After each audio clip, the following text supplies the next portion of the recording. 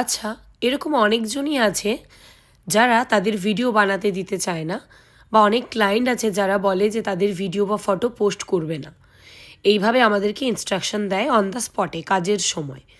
আচ্ছা, যারা এই ধরনের আছেন তাদের উদ্দেশ্যে আমি একটা কথা বলি। আপনারা যখন বুক করেছেন বা যখন ফটো বা ভিডিও চান, তখন তো রিয়েল ব্রাইডেরই ফটো ভিডিও দেখে আপনি বুক করেছেন।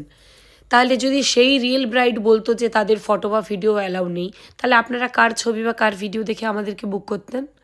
এবার বলবে যে মডেল ওয়ার্ক দেখে। অ্যাকচুয়ালি নয়, ম্যাক্সিমাম কেউই কিন্তু মডেল ওয়ার্ক দেখে আপনাকে বুক করে না, বা কোনো মেকআপ আর্টিস্টকে বুক করে না।